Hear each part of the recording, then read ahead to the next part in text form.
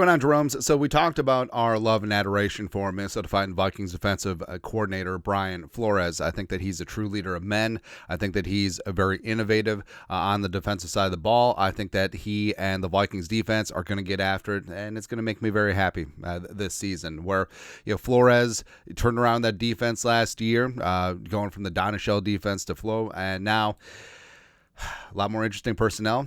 I think they're going to bring heat, going to bring NASCAR package as well. And if you ain't first, you're last, right? So, like I said, just bringing that heat off the edge everywhere, right? But, of course, this last off season, you would think that, hey, Brian Flores came in and turned one of the worst defenses in the league to at least middle of the table. Probably would have been around the top 10 if Murph didn't get hurt late in the season and all the wheels fell off. But it was kind of eyebrow raising that Flores didn't get a single head coaching interview anywhere around the league. Now, part of it, of course, is how things ended with Miami. Part of it, of course, is the lawsuit too. But it just seemed weird, and it seemed pretty obvious that the league is freezing Brian Flores out. And then, of course, this week, all the drama with Tua Tagovailoa going on the Le Batard show and basically just nuking Brian Flores, right? Now, you could say, like, well, are Tua's feelings justified? Sure, I'm sure that he feels that way, and I'm sure he just didn't go out of his way just to completely go after Flores, but it just sort of is what it is. And Flo this week responded to Tua's comments. You could tell that Flores was pretty hurt by being called a terrible person by a guy that he was head coach of for a couple years in Miami. But also, I love that the Vikings showed solidarity. Harrison Phillips and Josh Mattel's up there wanted to let y'all know we're behind him. And the Vikings, I mean, they love Brian Flores. Kevin McConnell's been effusive in his praise of Brian Flores in this building. And got me thinking, is like, could Brian Flores be sticking around long term? And that's the thing that we've talked about, is that we love Flores and he deserves another crack to be a head coach. But could this whole thing with Tua, could that actually be doing the Vikings a favor? Like, did Tua actually do the Vikings a huge solid here because it potentially poisoned the well or salted the earth of Flores ever getting another NFL head coaching job? It's certainly possible. And we listed, this is from like earlier the offseason, a couple Flores factors where would he get another NFL head coaching job? Well, Vikings defensive success, that obviously factors in team success as well. Flores and Kevin O'Connell's working relationship, like you see sometimes offensive head coach, defensive coordinator, defensive head coach, offensive coordinator. Sometimes they butt heads. They don't see things eye to eye. And also, generally, the coordinator is looking to be a head coach in his own right. So maybe there's some things and some stuff and a little bit of friction there, but you haven't seen that. Haven't seen that with Flores and Kevin O'Connell. Seems like they have a great working relationship. Their time in New England, where Flores was an assistant and O'Connell was a player. I'm sure that certainly helped. Also, with Flores, money and family, where if the Vikings take care of Flores here, and also Flores has kids, and you'll see this too, like coaching resumes. Now Flores is different because he was in one place for an extended period of time, with the Patriots organization, came up through its scouting, assistant, de facto DC, before moving on to Miami. So he spent like a decade plus in one place, which is very rare for football coaches. Now, you'll see this where a coach will jump from job to job and job to job to job, leveling up or getting hired and fired, but then they'll find a job and then they'll stick in one place for 3, 4, 5 years. It's generally because the kids are in high school. And I mean, obviously the job is the job, but these guys are humans, or they're family men as well. And having your kids in one place for the high school years is extremely important for the kids.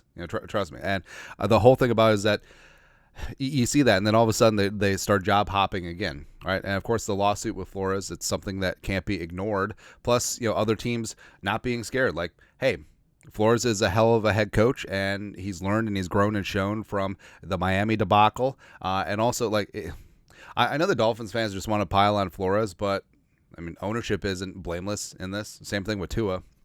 So, I don't know. But also, college job. Like, would his alma mater, Boston College, come knocking because Bill O'Brien sucks?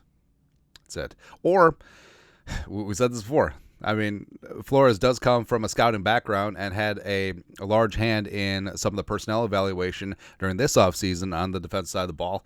Could he eventually be looking for a GM job?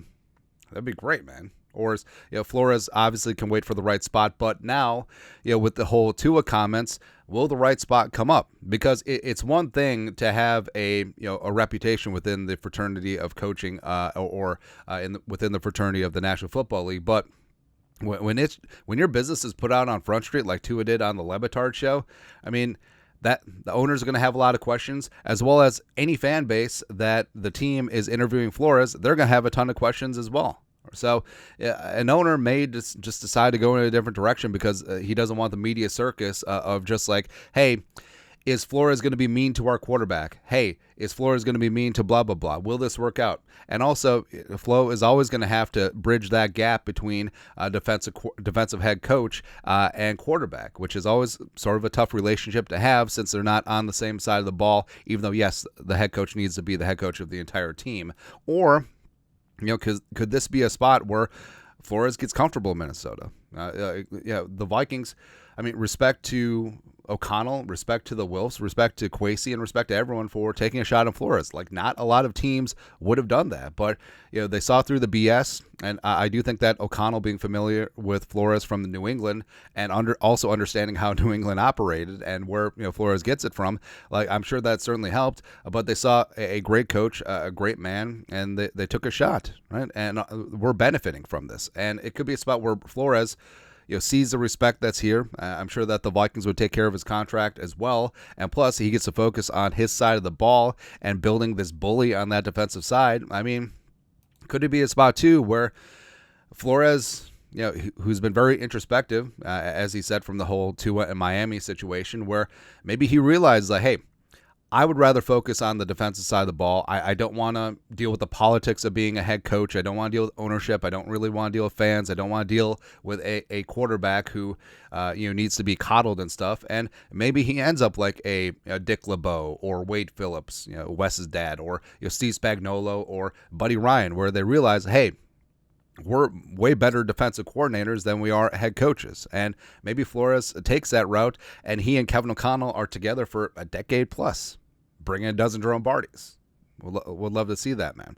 So maybe Kevin O'Connell will be the Andy Reid to Brian Flores and Steve Spagnuolo. Baby, we'd have a stew going. But either way, I respect Brian Flores. I think he's a true leader of men. I think that he and this defense they're going to be so pissed off for greatness this year. I can't wait, man. They're going to bring heat all over the place, and it's going to be one hell of an experience after Flores and the defense unleashes hell. So I say bring it. And frankly, hey, Tua, baby, lefty, baby. You might have done us a favor. Brian Flores here for a long time. That's right, man. Anyways, that's it. Your thoughts are thoughts. Comment section. You guys know what to do. Skol, production value.